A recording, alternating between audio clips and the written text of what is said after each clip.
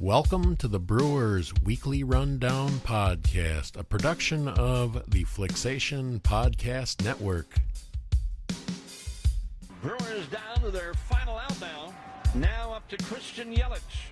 Here it is. Yelich sends one to right center and deep. Get up! Get up! Get out of here and gone for Yelich. He has tied the game with a booming home run. Hey everybody, welcome to another edition here of the Brewers Weekly Rundown Podcast. My name, Eric Madsen. I'm here at Flicksation Studios, P City, Wisco, ready to talk some Brewers once again, as opening day will happen before our next episode. Recording this Tuesday night. I hope to have this up Wednesday, Thursday at the latest, but Friday we are in action. Joining me from Door County, Wisconsin, back is Michael Smith. Mike, welcome back. Thanks for having me back. It's getting really close now. It is time once again. Yes, for sure. And we got Will Redmond back here with us tonight. Will, how are you? Doing good. Just a couple days away from start of the season. So here we go. Numbers are picking up once again, so thank you to all the new listeners out there. We hope you are enjoying the show. You can get in touch with us at Brewers Weekly on Twitter and Instagram. Email the show brewersrundown@gmail.com. Follow us on Facebook. Subscribe to the show wherever you get the podcast, and give us a quick star rating or a short review. Help other folks find the show. I did put up a poll shortly after releasing last week's episode when Will Flanders and I talked about the possibility of a reliever winning the Cy Young Award this year. So we asked the folks out there, will a reliever win, yes or no?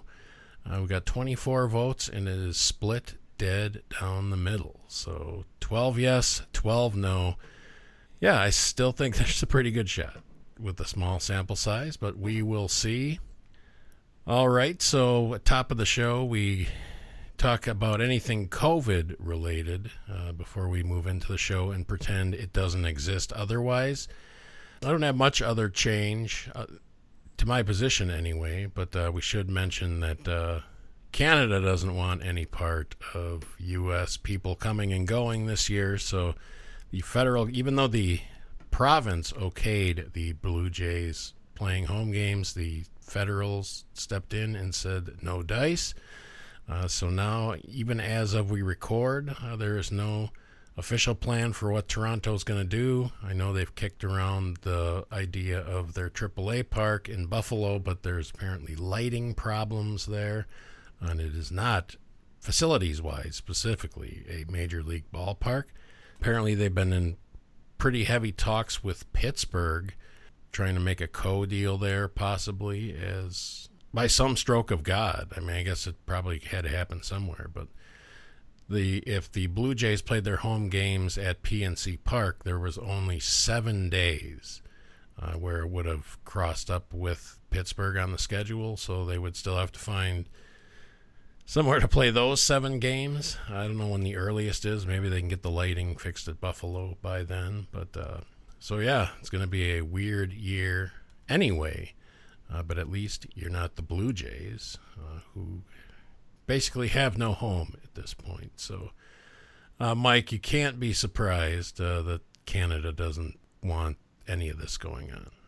Definitely not surprised. I think Canada they have as many cases and deaths as Florida does. So I think they have less deaths and about the same number of cases as the whole country. But it's kind of weird that we're this close to the season and we still don't have a definitive answer as to where they're going to be playing. If I'm a player for them, I definitely am going to have some concerns about travel and all that. But it'll be interesting to see after we release this. They'll probably announce it like 2 minutes right after we finish recording. But yeah, of course. We'll know here pretty soon. And another thing of note is it was just like a day and a half ago before we knew where the opening game on Thursday night is going to be played, as The Nationals had not worked everything out with D.C.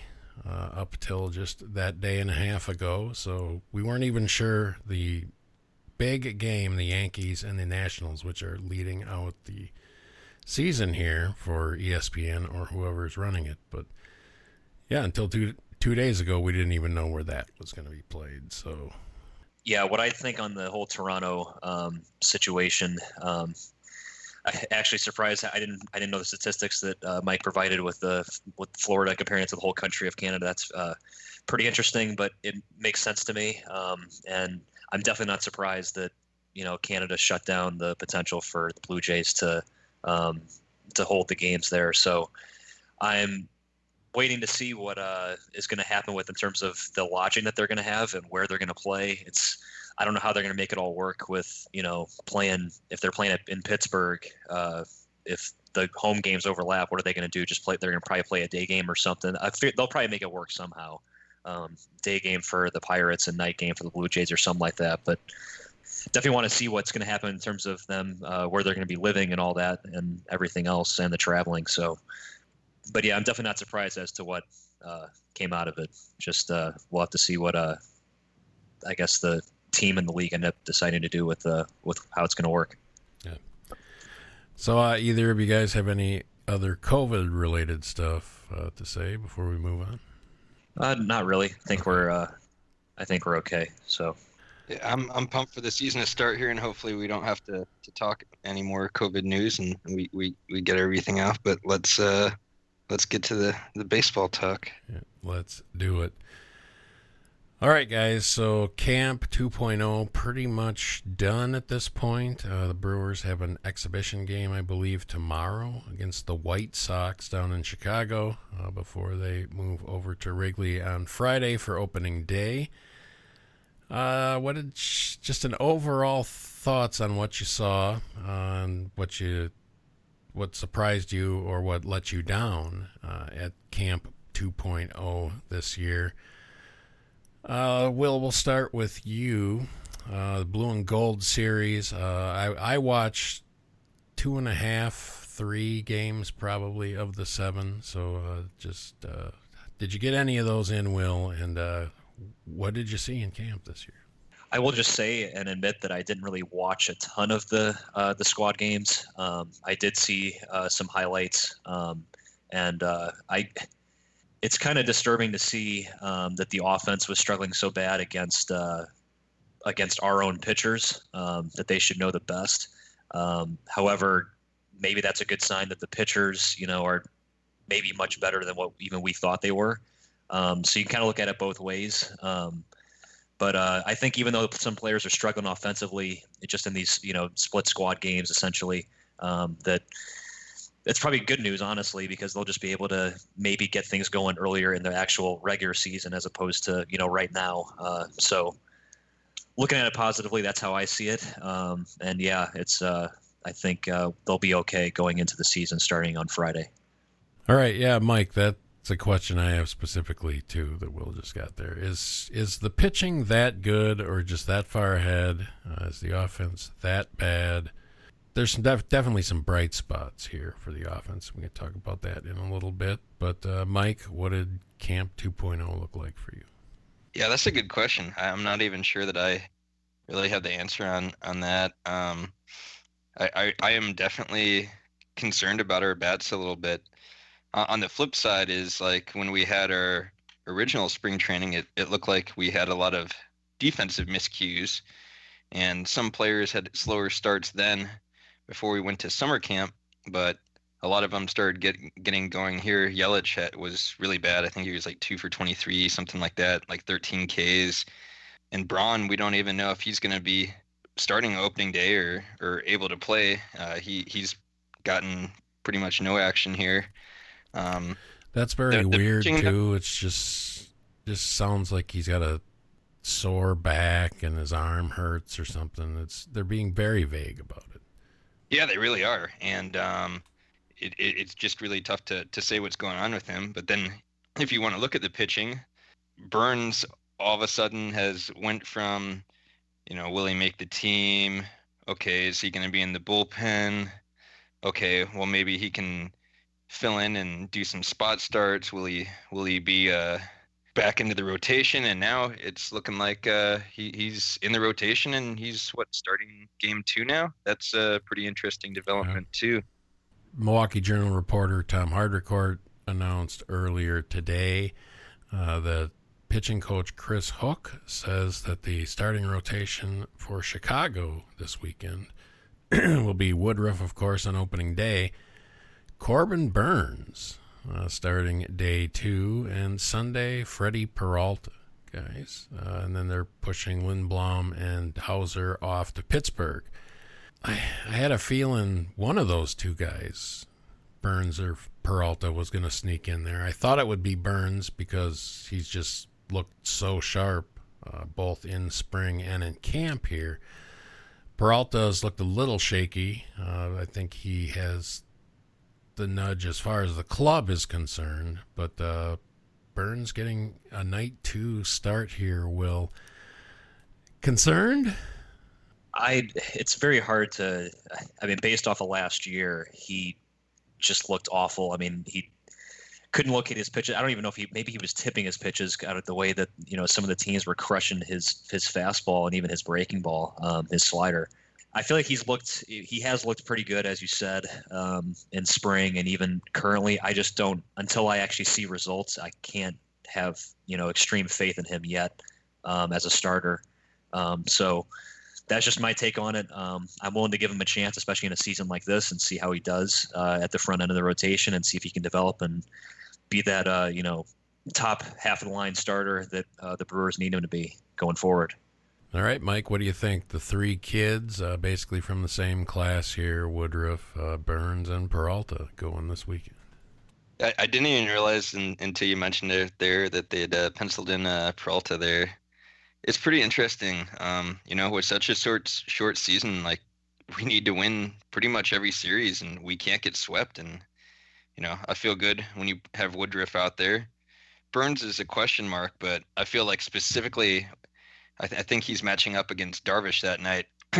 Darvish has looked pretty bad, and I feel like our offense is going to match up pretty well against him, and I think we could tee him up. But at the same time, I could see that happening to Burns, on a rare Friday night game in Chicago there. I'm not sure what the wind will be doing at that time there, but I imagine there is some potential for it to be blowing out, and it'll be interesting to see if either pitcher can keep the ball in the park on night 2. I guess with Burns, that's going to be Saturday. I don't remember if that was day or night. Was that day or night? That's a day. They were both weekend game, or Saturday, Sunday, both 1 o'clock, I believe. Okay. Yep. I think it's 6 or 6:15 on Friday there. Yeah, they playing in Wrigley. It's more interesting where you have Burns and Peralta, who definitely are pitchers that can serve up home runs, and those are the ones that we're putting out there for the second and third game of the series.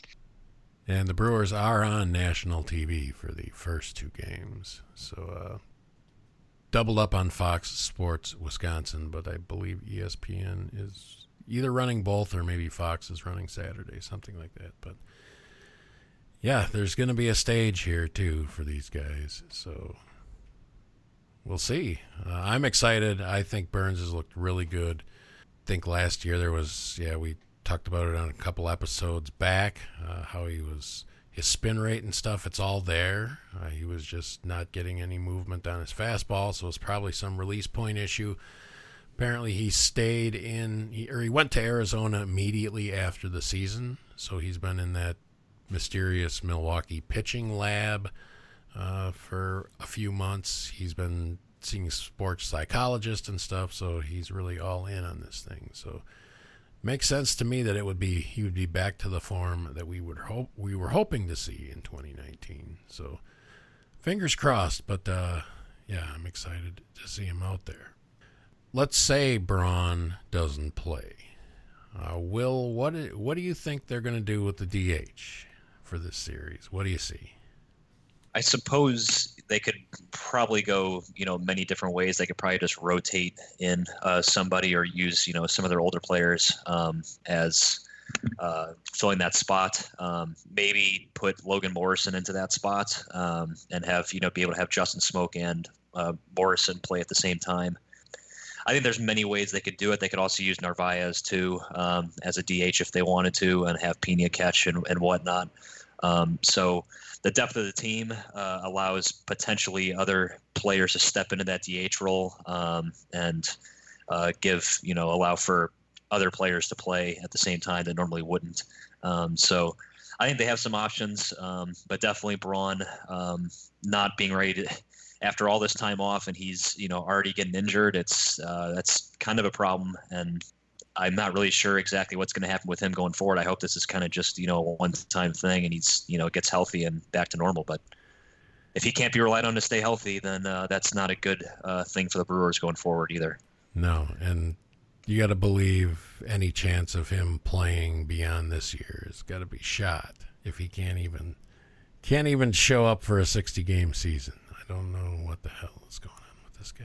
But yeah, we were talking before, like how we were in good shape and pretty much everyone had, for the most part, healed from their injuries, and luckily we didn't have any big injuries other than we had a couple COVID cases there on the team where we don't have Urias and someone else there. But then we hear this news about Braun.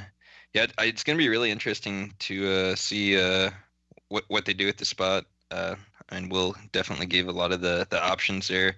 I don't know if you're going to use Narvaez though, or like do double up two catchers, because there's a lot. Just I don't know if I want both my catchers in the game like that, even if one of them's hitting really tough, and I'm not sure if I want to take that risk or not.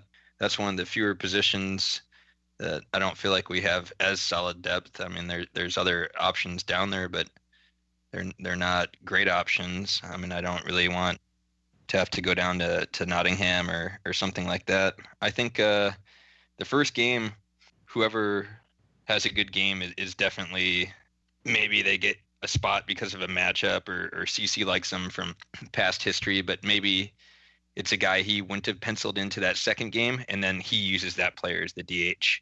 And I think with a short season like this, you might see some different coaching decisions almost based on that, because it's too short not to go with someone to have a hot hand, and it's also too short to wait on a guy to get going. These guys that need 10, 20, 30 at-bats to kind of get in the thick of it, I don't know that you're going to see that this season, or at least the patience isn't going to be there as much. yeah, I don't think there was too many huge disappointments overall for me on the offensive side, at least with the guys that I would be most concerned with. Smoke looked pretty good. Healy looked pretty consistent. Gierko pretty good. Here didn't play a lot, so it's hard to say where he's at. I'm still very afraid of a regressive year. I hope that's not the case, but we'll see what happens. Yelich, it wasn't the greatest camp, I guess, but I guess you just got to hope he gets it fixed immediately, which right now I don't have any reason to believe he won't. But, if he doesn't, we're in real trouble. Kane, pretty quiet, I guess. Not much there, but another fingers crossed. The long slog of a full season won't be in Kane's way here, so that's probably helpful. Yeah, Gamels look good. I don't know how much, if they're going to get him in this weekend. You would hope they do. There'll be less pinch hitting, obviously, so you don't see a lot of substitutions this way. But I don't know. Any of this, and besides the Yelich, the obvious one, what offensive numbers were you impressed by, Mike, and which ones are you worried by?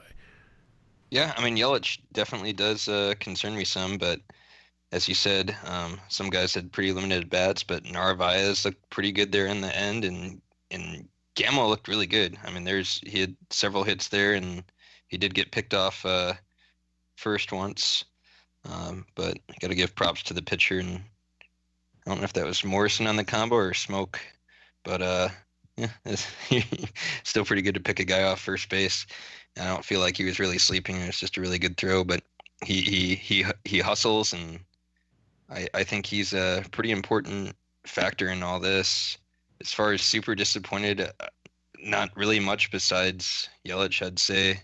I'm happy I saw some life from Narvaez there. It seemed like a lot of guys had flashes, or at least guys were, I saw Kane get a blue pit here, and I saw some blue pits here, and Healy saw him make some good defensive plays. I was probably more impressed by the defense, where that looked like that was kind of the weak point in the original spring training. In the summer camp, it looked like it was significantly improved for sure. So, yeah, I did skip ahead a little, but I'm pretty much with Will on the DH thing. I was thinking Narvaez too, but yeah, Mike, that's a good point. You probably don't want your two catchers in there. I wanted to add to with that, if Hura gets off to a good start, he might, besides Morrison, be the DH, especially if his defense is concerning, because we're so strong on the defensive side. He could be that X factor for the DH if he starts hitting right away.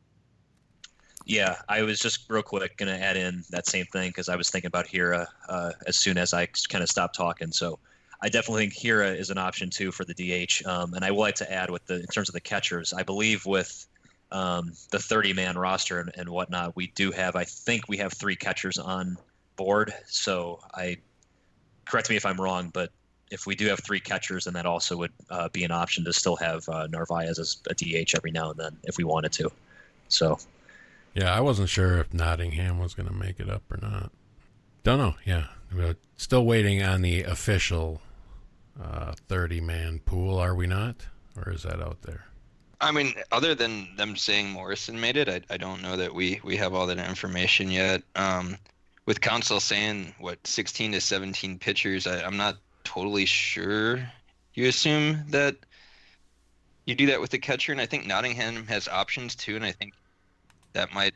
Well, I don't actually know if he does have options now that I say that. I'd have to double check. I can't remember right now, but I would imagine that would play into it. Yeah, I'm not totally sure on that. You would think the only way they would have a third catcher in here is if they definitely intended on using Narvaez as DH. So I think that's the only probably real shot if Council is to be believed on his heavy pitcher staff, which I don't see any reason not to. Yeah, it'd be interesting. So, and yeah, we'll be well into the Pittsburgh series the next time you hear us. Actually, we might probably be through the Pittsburgh series. So, 6 games coming up here, guys. What are you thinking? Give us your prediction for how many Brewers win and how many they lose, Mike. For the first 6 here, or for first the first 6, series? Yeah. No, Cubs and Pirates. Why not? I'm gonna go 3-3. All right, plays the safe one. Will, what do you think? It is all on the road, so I'd take 3-3. Yeah, I'm kind of in the same boat. I think the Brewers can go 4-2, but I don't think anything better than 4-2. So that would require winning both series. I do think there could be a combination of sweeping the Pirates and losing 2 out of 3 of the Cubs, or winning both series 2 out of 3. Yeah, so I'll go ahead on a little bit higher, and I'll say 4-2. All right, I'm in the optimist camp as well, 4-2. I'm saying it 2 wins in both series is what I'm looking at. So I'm definitely stoked. I wanted to add too. This is not specifically Brewers related, but I'm a pretty big fan of Beat the Streak, and it's an app where MLB is in, and you pick a streak for players who gets hits, and you can win $1 million. They're not doing it this year, but on the MLB at Bat app, they are offering where if you can pick the first 15 games correctly, you can win like $100,000. So that's a fun free thing to do. If you're on your MLB at Bat app there, you can go ahead and select those and maybe make some extra money. Yeah, God knows we could all use it right about now. Definitely excited for the season. Just to get going, we get to watch sports again. In baseball's case, every single day, multiple games. So just to have sports back, to have baseball back, especially during the summertime when we're pretty much stuck at home, it's very very exciting to be able to have some entertainment. So looking forward to seeing how the Brewers can do throughout this season. And even though it's only 60 games, hopefully they do well and go a long way. So. Yeah, I'm pumped. think it's going to be a batshit crazy season, and I can't wait to see it unfold. Knock on wood that we get through this whole thing. So, yeah, and you mentioned NBA's coming too, which, of course, huge Bucks fan, but Bucks basically don't have to do anything for 13 or 14 games, if you count the couple exhibitions at the beginning too. So who knows if any of those are going to be even worth sitting through, but we'll see. Oh, yeah. I definitely am willing to sit through those. Yeah, no doubt. Yeah, I will sit through them, but of course. There's going to be a couple there, like I'm guessing the one against the Wizards is going to be pretty rough. But, yeah, sports, here we go. About to test the waters on this thing, and we'll see how it goes. But it definitely does feel a little bit different this year, doesn't it, though? Like we're a couple days away, and we're not sure where one team's playing. We're not sure if the rosters yet. There's so many different factors that make it so much different than a normal season, but definitely excited for it to be here. Yeah, we're right where the All-Star break would have been already. So, yeah. I don't know.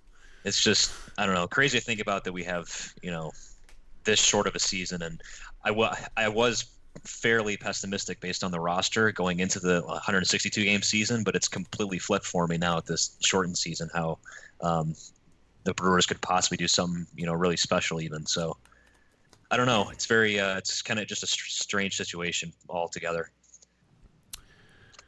It is indeed. But, by the next time we talk to you, I believe I'll be here with Will Flanders next week discussing some actual baseball.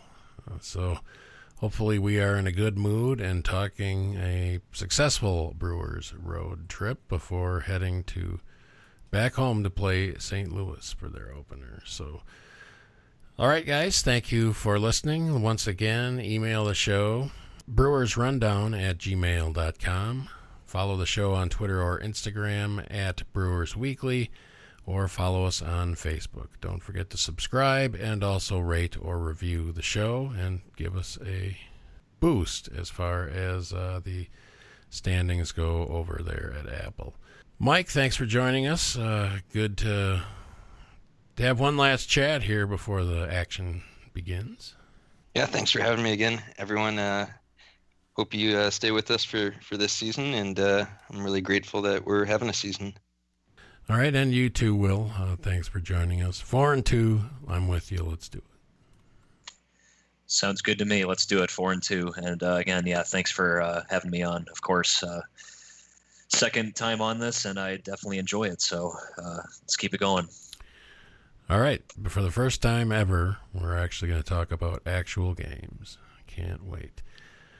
Thanks again for listening, everybody. We'll see you next time.